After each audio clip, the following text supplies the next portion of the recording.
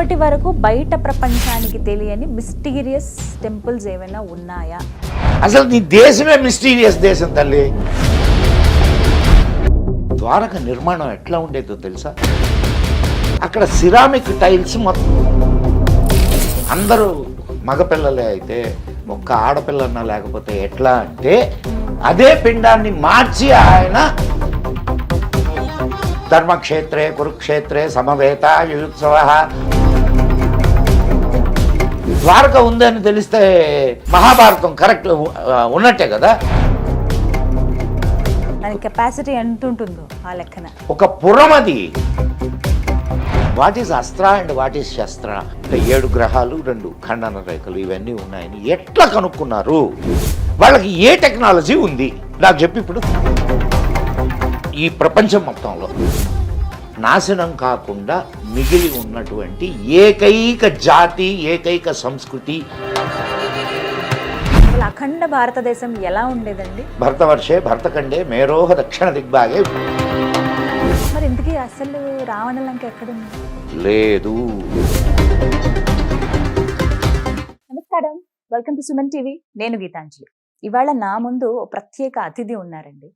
వారికి సంబంధించిన వీడియోస్ ఈ మధ్య కాలంలో నేను చూశాను. అసలు మాట్లాడుతున్నంతసేపు కూడా అలా మనం ఆ స్క్రీన్కి అతుక్కుపోతాం అంతే.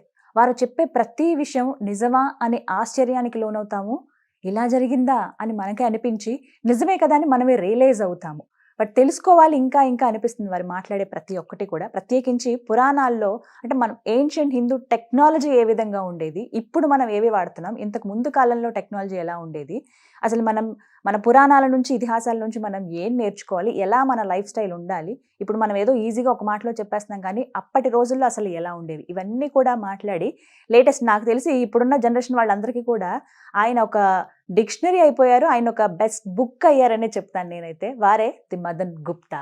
ప్రస్తుతం నాతో పాటు ఉన్నారు.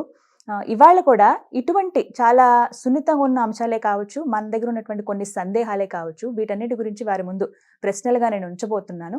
మరి వారు ఎటువంటి సమాధానాలు ఇస్తారు, ఎలా మనల్ని ఇంకా అవేర్నెస్ క్రియేట్ చేస్తారు మనకు అనేది వారి మాటల్లో విని తెలుసుకుందాం. మదన్ గుప్తా గారు నమస్తే అండి. నమస్తే. మాతా పూర్కర్ పేరు విన్నారా ఎప్పుడైనా? ఏం లేదు కదా. ఒకసారి మీరు గూగుల్ కొట్టి చూడండి. ఈ మాతా పూర్కర్ ఎంబిలికల్ కార్డ్ ఏదో తెలుసు? పిల్లలు ఉన్నారా మీకు? బాబు అంబిలికల్ కార్డ్ తెలుసు సార్, విమెన్ గా తెలుస్తుంది నాకు. అందుకే బొడ్డు పేగు అంటారు. బొడ్డు పేగును కట్ చేసి వాటిని దాస్తున్నారు ఇప్పుడు, తెలుసా మీకు? బ్యాంక్స్ ఉన్నాయి. Stem cells. మీ పాత వాళ్ళు ఆ స్టెమ్ ని తీసుకొని ఒక పసుపు గుడ్డలో చుట్టి పెట్టేవాళ్ళు. బాగా ఎండిపోయిన తర్వాత దాన్ని ఒక తాయెత్తు అంటారు కదా, తాయెత్తు లాంటి దాంట్లో పెట్టి అది మెడలోనో మళ్ళలోనో కట్టేవాళ్ళు. ఎందుకు దాన్ని దాచిపెడతారు తెలియదు మనకి. ఎందుకు దాచేవాళ్ళు? ఇప్పుడంటే స్టెమ్ సెల్స్ అని స్టోర్ చేసుకోవడం. ఎందుకు స్టోర్ చేస్తున్నారు? పుట్టే పిల్లలకి ఏమైనా ప్రాబ్లం ఏమైనా వచ్చినా? పుట్టే పిల్లలకి ప్రాబ్లం కాదు, తర్వాత పెరిగిన తర్వాత ఏదైనా ఆర్గాన్ దెబ్బతింటే ఈ స్టెమ్ సెల్ ద్వారా మళ్ళా ఆర్గాన్ ని రీజనరేట్ చేయడానికి అవకాశం ఉంది. That is the technology. దీన్ని కనుక్కుంది Mata Purkar. He is Indian. Okay, ఆయన చెప్పిన మాట ఏందో తెలుసా? ఒరి నాయన, ఇది కొత్తది కాదురా, ఆల్రెడీ మనకి మన మహాభారతంలో వ్యాసుడు వాళ్ళని కుండల్లో పెట్టి 101 పుట్టించాడు కౌరవుల్ని. అందరూ మగపిల్లలే అయితే ఒక్క ఆడపిల్లన్నా లేకపోతే ఎట్లా అంటే అదే పిండాన్ని మార్చి ఆయన ఆడపిల్లగా పుట్టించాడు. ఆ అమ్మాయి పేరే దుస్సల. సో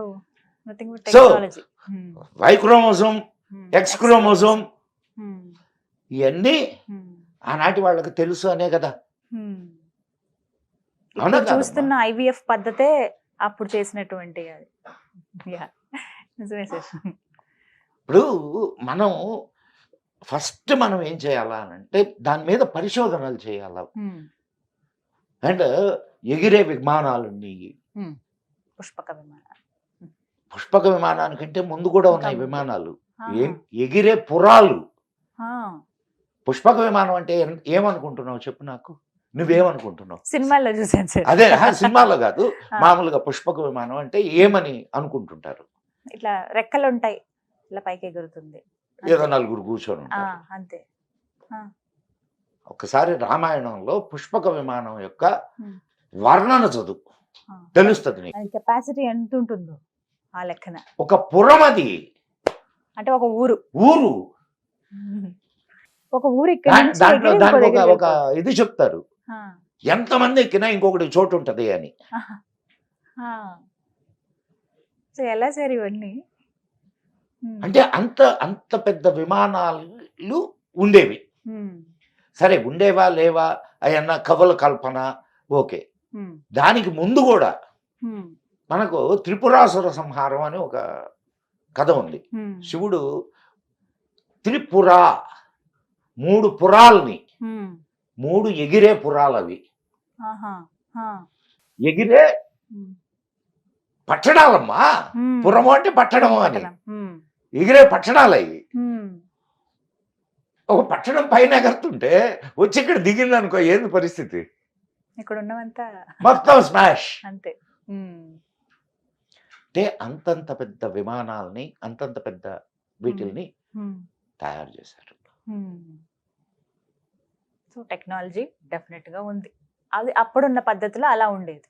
ఇప్పుడు మనం చూస్తున్న పద్ధతి ఎలా ఉండేదో తెలియదు. ఉమ్.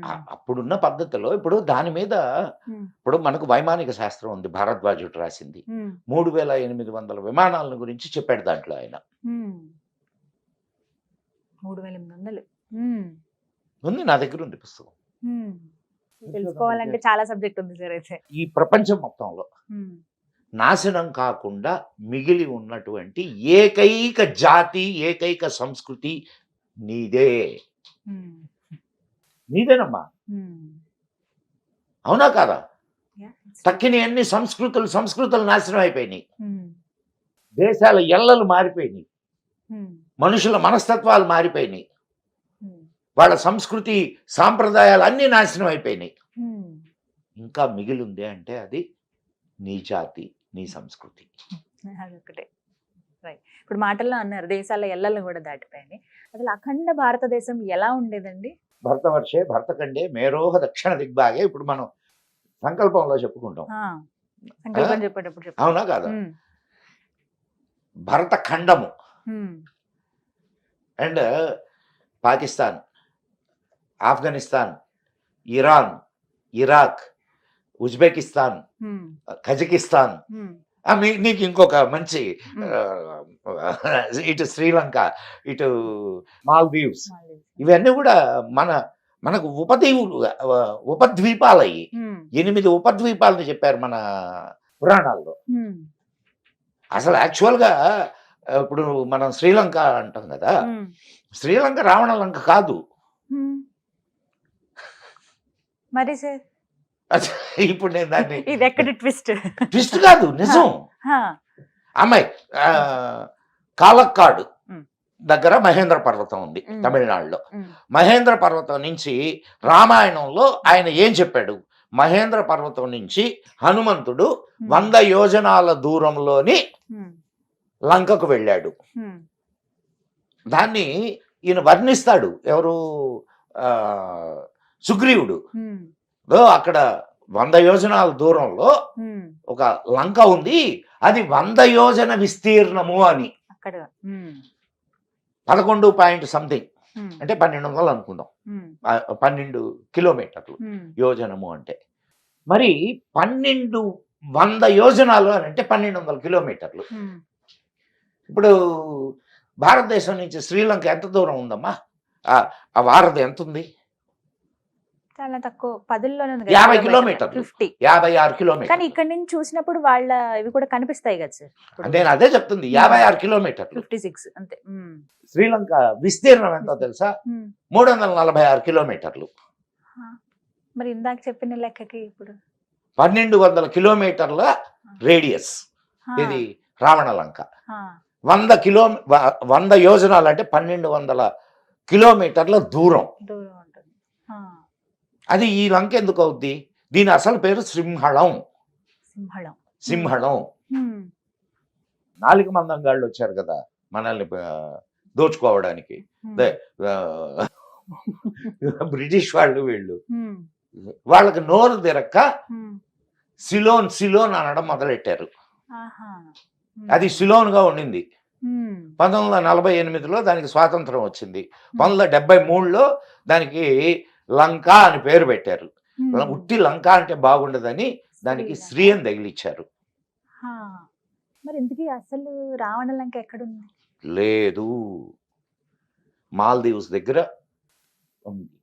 ఓకే. కానీ మాల్దీవ్స్ దగ్గర ఆ, అంటే ఓషనోగ్రఫీ ఉమ్, ఇది చేసిన సైంటిస్టులు ఏం చెప్తున్నారా అంటే ఉమ్, 5000 నుంచి ఒక 10,000 సంవత్సరాల లోపల ఒక పెద్ద సునామీ లాంటిది ఉమ్, వచ్చింది. ఉమ్, అండ్ టెక్టానిక్ ప్లేట్స్లో కదలికలు జరిగినాయి. ఉమ్, దానివల్ల ఒక పెద్ద భూభాగం సముద్రంలోకి కుంగిపోయింది అని చెప్తున్నారు. ఓకే. అదే లంక అయి ఉండొచ్చా? అప్పుడు రాముల వారు కట్టిన రాళ్ళు కానీ ఏవి ఇంకా లేవు. ఎట్లా నీకు సముద్రంలో మునిగిపోయి ఉన్నాయమ్మా, ఉమ్, సముద్రంలో మునిగిపోయి ఉన్నాయి. అక్కడి నుంచి ఇప్పుడు అది ఓషన్, నీకు లోపల ఇప్పుడు దీన్ని ద్వారకాని ఐడెంటిఫై చేశారు. ఉమ్, మన మోడీ గారు కూడా వెళ్ళి అక్కడ దండం పెట్టుకొని వచ్చారు ఆ, కదా, పూజ అవి చేశారు. పూజ అవి చేశారు, దండం పెట్టుకొని వచ్చారు కదా, ఉమ్, అది చేశారు. కానీ దాని మీద మధ్యలోనే ఆపేశారు తెలుసా నీకు ఉమ్. ఆ ప్రాజెక్ట్ని. ఎందుకంటే యాక్చువల్లీ నవంబర్ లో పర్మిషన్ ఇస్తారు, అందరికి వెళ్ళడానికి వీలుంటుంది. అసలు ఆ ప్రాజెక్ట్ Surprise. దాన్ని ఆ. ఎక్స్కవేట్ చేసే ప్రాజెక్ట్ ఒకటి ఉండే ఉమ్, మన ఆ, విదేశాల ఫండింగ్తో. ఉమ్. కొన్ని బృందాలు వెళ్ళి అవన్నీ టెస్టులు చేసి వచ్చేవి. అవును. వాళ్ళకి కావాల్సినటువంటి ఇన్నర్ ఇవన్నీ కూడా ఏర్పాటు చేశారు. ఉమ్.